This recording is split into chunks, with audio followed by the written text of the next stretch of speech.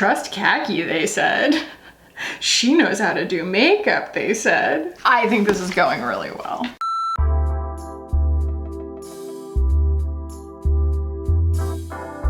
What's up guys, welcome back. So today we're going to be playing with a bunch of new stuff from Milk Makeup, and I haven't revisited Milk in a while and I didn't really know why, and then they kind of came out with a bunch of stuff all at once. They re-released, and you'll see me kind of realize this later on in the video that this is not new. It is a re-release with new packaging. We'll go in depth on that, but this is their Sunshine Skin Tint. I also picked up 2 of their new color chalks. I got the shade Hopscotch and the shade Kickball, and I also got their new electric glossy lip plumper in the shade Lola, and it's what I have on my face right now. You're gonna watch the whole look come together. I'm going to talk about all of the claims, the prices, the shade ranges on these products. We're gonna put a couple more Milk products on as well, and then I will give you my final thoughts at the end.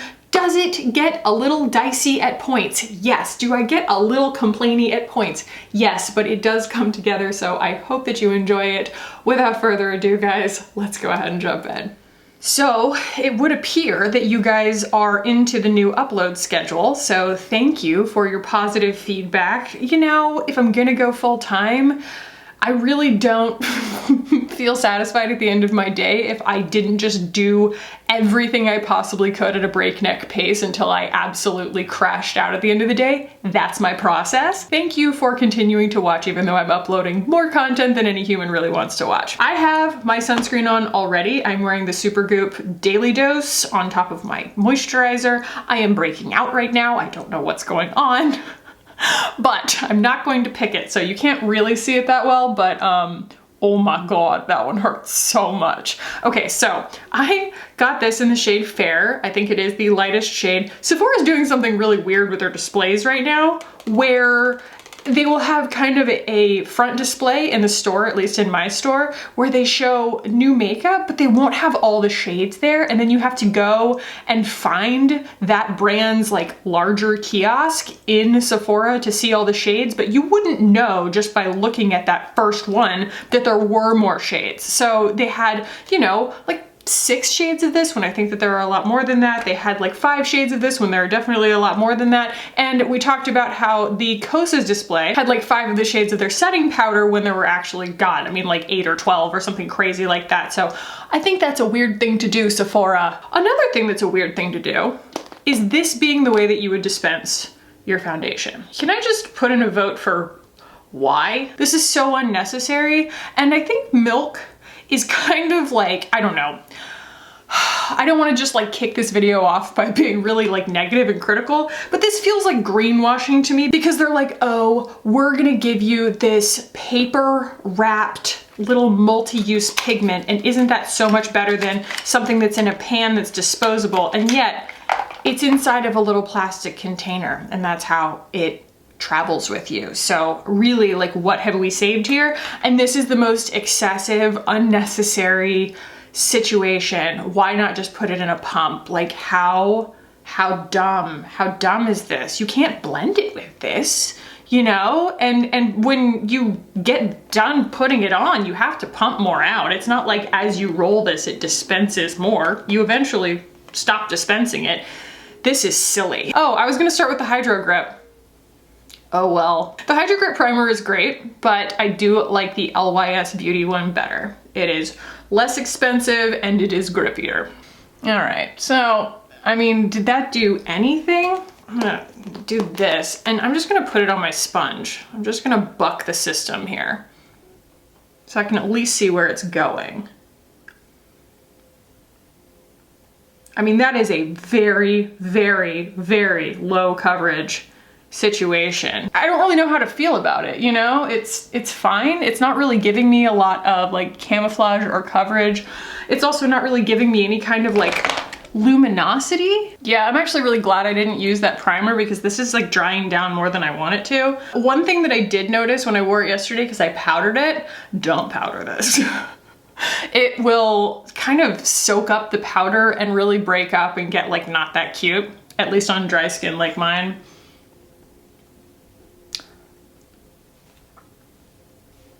Okay, y'all, it is just not that often that I wear something for the second time and I still just have like absolutely no feelings on it.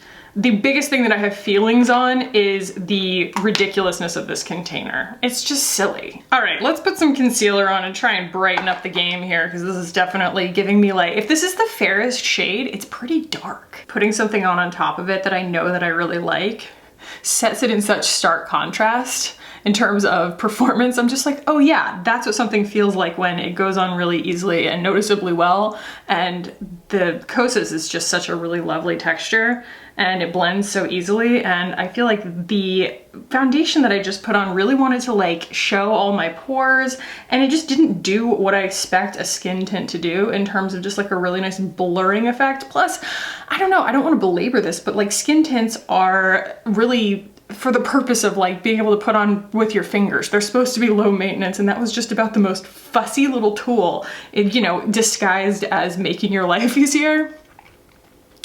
Yeah. Okay, we are not going to powder this because like I said, it does not perform well when powdered, but I am going to just kind of like zoom through the rest of my complexion real quick. And we will talk about the eyes, which is going to be a lot of fun, and the lips. Well, vacation khaki is in full effect. I don't know if this color is exactly working for me.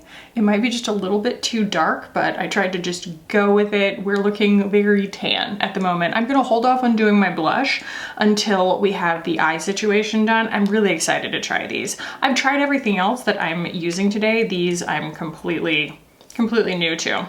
So they are really tiny and they're $18, but I mean, that is, you know, a lot of product. It's just kind of a funny way to think about it, because there just looks like looks like a little crayon, you know? So I didn't want to do a pink sparkly eye. So I got Kickball and Hopscotch here. So Kickball is this coppery gold shade and Hopscotch is this like neutral pearl, sort of. And we are just gonna go right on it.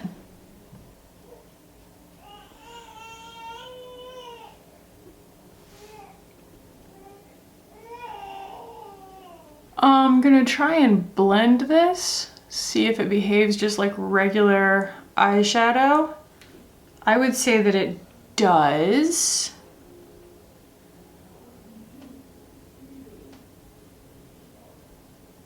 I'm not sure that it's like the most practical way to deliver that onto the skin, you know. There are easier delivery systems, but I commend them for their creativity. Pretty color. And these I think are kind of designed to be sort of like one and dones. This is Milk's unconventional take on a one and done eyeshadow. But I mean, I'm still pulling out a brush. It's not necessarily, I wouldn't use my fingers for this. It's a little bit too much pigment. I wouldn't trust myself. Plus, in order to like get it, can I just do it like that? In order to get it like underneath my eyes like I want to, it's gonna be a little bit difficult. I wonder if I can just do that. Yeah, that's really hard. You have to use like the edge of it. I'm not trying to be like super negative. I genuinely was really excited about these products, but I think that that's kind of what they're banking on, is that they're a little bit different. And so you're excited about it, but they're different in kind of like not really a useful way. You know, there's a reason everybody's doing things one way and these are different. Okay, so that was Kickball.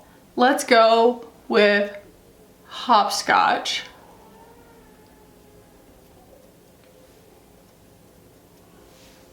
And that's this pearly shade.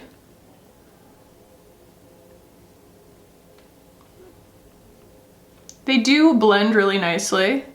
Those two shades, I did agonize in Sephora over which shades to go for, but the ones that I kept pulling were either pink or mauve, and I was like, they're gonna kill me if I do another pink or mauve eye look, so I went for like the coppery gold.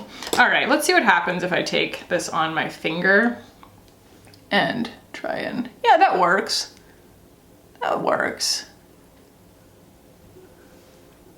And it's buildable, it's lightweight. Getting a little bit of fallout, I can feel it. What do we think, guys? What What do we think? I don't know. I'm a little bit underwhelmed. It's a little patchy. It's a little bit kind of unnecessary in terms, there we go. I mean, you know, I can get a little bit more payoff there. All right, I think I made it work. I do kind of want more of this like bright shade.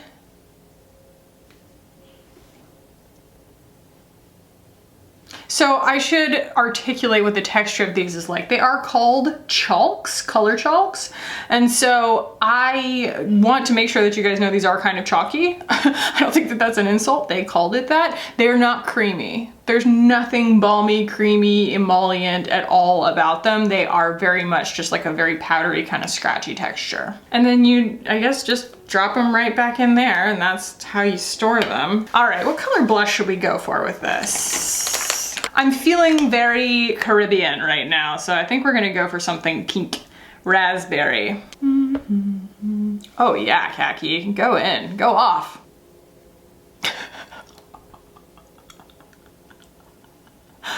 Okay, we're gonna layer something a little bit different on that. Something maybe a little bit cooler toned. Yeah. We're going in with the Salt New York, the Cream Tint Pro, and I went with raspberry, but this is wine, I think, and I think it'll kind of bring it back down to earth a little bit, I hope. I went overboard on my forehead again. Sure. Cool. Trust khaki, they said. She knows how to do makeup, they said. I think this is going really well. Okay, I'm going to go in with my Milk Plex highlighter in the shade Lit. This happens to be one of my favorite highlighters. And I have my fancy little specific highlighter brush here from Thrive. It's just a whole vibe, guys.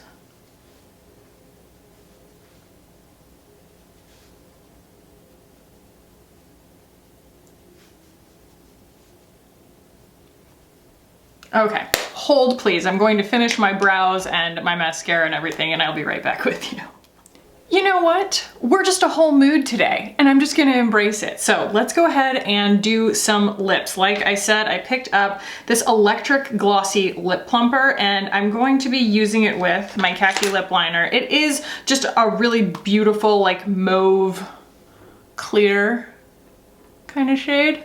I don't know why I can't like articulate today. It's a translucent mauve. It's a lip gloss and it is super spicy. It is not minty. It is kind of that cinnamon hot pepper kind of vibe. That is the shade. It is actually incredibly beautiful. They're all really pretty. And it will make your lips tingle so much. If that's your thing, this is your girl. But it smells really like herbaceous, like oddly herbaceous. I'll go ahead and put that on too.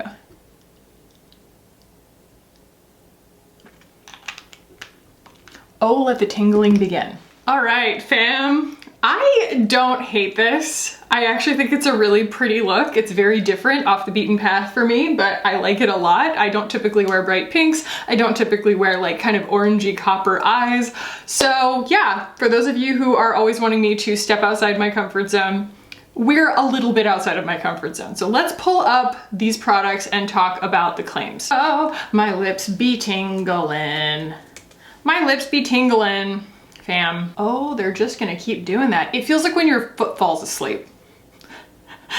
That's what my lips feel like right now. All right, so first let's start. Oh my God. I paid $42 for this, you guys. You guys. The Milk Makeup Sunshine Skin Tint Clean SPF comes in 14 shades. It's $42 for 0.54 ounces. Like, Milk Makeup is not, to me, I'm sorry, I'm having trouble talking because my lips are tingling like in a distracting way. To me, Milk is not like a luxury brand. Like I guess that they kind of are, but they're kind of a little too close to Glossier or close to like a Gen Z aesthetic for me to think of them that way. Like they don't have luxurious packaging. $42. I didn't really look at the price on this before I bought it because I was in store. I don't think that I would have bought this if I'd known it was $42 freaking dollars. I just would have complained about it and told you about it later.